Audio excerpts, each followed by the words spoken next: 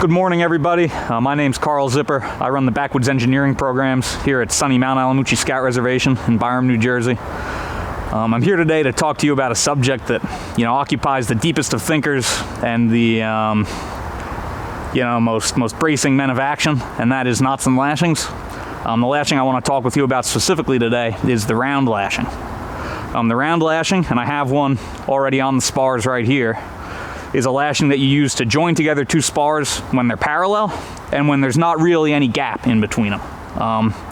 The two times when you would find yourself using this lashing, most likely, are when you have two shorter spars and you need one longer spar, so you've got to sort of splice them together.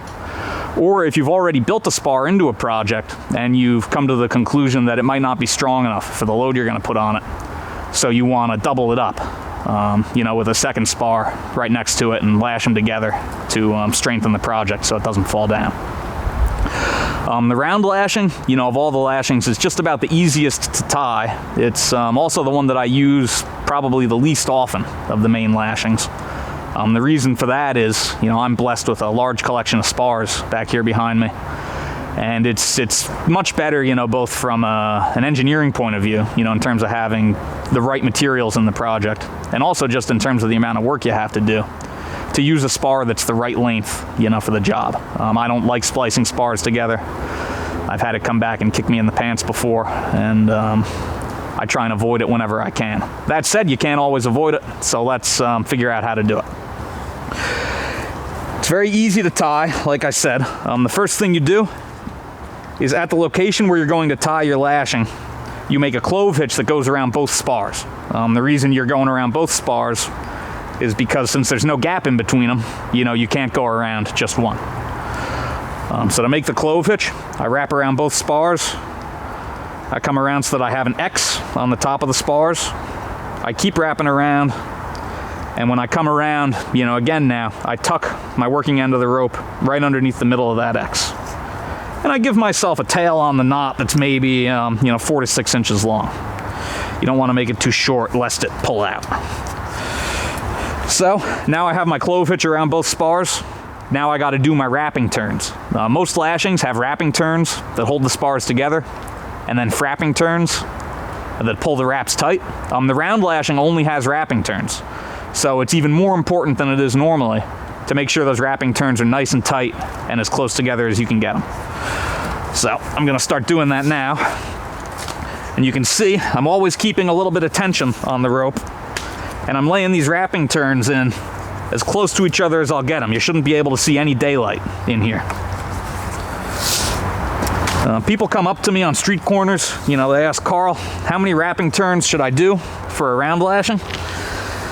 And the answer is pretty much as many as you have the rope to do it with. I'm using a 15-foot rope here because these are, sort of medium to small size spars. For fatter spars, I'd use a 20 or a 30. And I just keep going until I have only enough rope to tie a clove hitch at the end. That clove hitch at the end, just like at the beginning, it's going to go around both spars because you don't have room to tie it around just one. If you have room to tie it around just one, you should use a different lashing, the shear lashing, instead of the round. And the way I'm going to make this clove hitch is a bit different from how I started. If you wrap around and make the X and tuck under, like we did at the beginning, it's very hard to put that clove hitch right up against your wrapping turns. And if the clove hitch is far away, it can slide in and compromise the whole lashing by making it loose.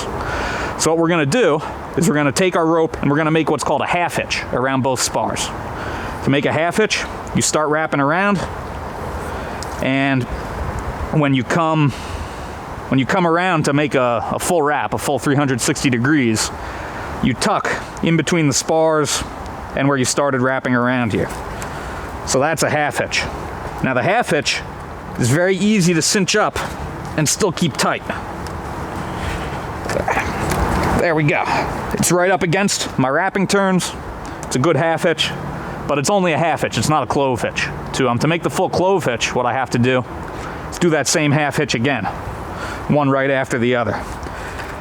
And when I put a half hitch and then another half hitch next to each other on a spar, I wind up with a very nice clove hitch, as you can hopefully see here. I have a little bit of leftover rope here, so I'm going to throw a third half hitch in. you know, just because I can. You know, this isn't Putin's Russia. I can put as many half hitches as I want on the end of a lashing. So that is a pretty good round lashing. Like I said, though, you know, I've got problems with the round lashing, you know, on an intellectual level, you know, because it doesn't have any fraps, so it's not as tight as it could be. You know, for a lot of the time when you use it, you know, you can pull it tight enough that it'll work for your application. But sometimes if you're going to be joining together two spars, you know, splicing them together, they're going to see a whole lot of load. Just wrapping turns aren't enough. But there's no room to put frapping turns in here, so we need to do something else to get this lashing as tight as it can be. What we can do is we can drive some wedges in here, and I'll show you what I mean. I've got my hatchet and my chopping block. I've got a small piece of wood here, so I can point up one end of this. I can cut it off,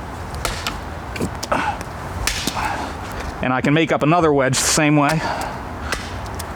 You know, I only need to put the angle on one side here. I don't have to do anything real fancy. If I can get through this. There we go. So I've got two wedges now.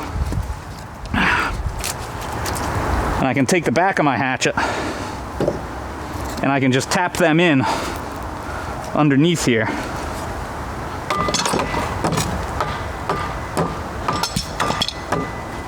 And on this one, even just the one wedge is doing quite a bit to tighten it up. I don't know if I'm even going to have room to get the second wedge in on the back side. These wedges are disposable. You know, don't try and reuse them because they'll get beat all sorts of up, you know, just driving them in. But that tightens things up quite a bit. And, you know, I can put one in on my other round lashing here.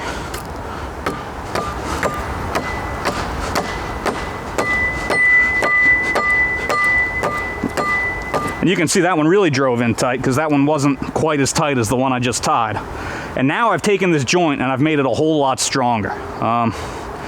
You know, for some projects, it's not worth the time of doing this extra step, but for anything that's going to see a lot of force, it really is.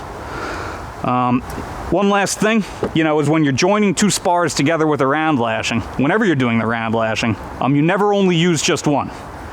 You know, to get a good, strong splice, you've got to have at least one round lashing, you know, at each end of where the two spars overlap. For a long overlap, you know, or a really strong joint, it might make sense to put a third one or a fourth one or however many into the middle too.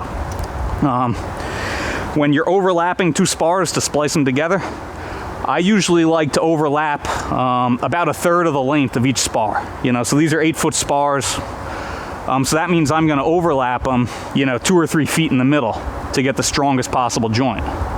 And that 2 or 3 foot overlap, that's between the lashings. That's not between the ends of the two spars.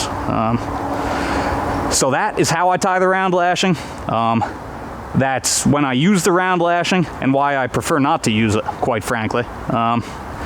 You know, I hope you learned a thing or two, and I hope you have a great day. Thanks very much.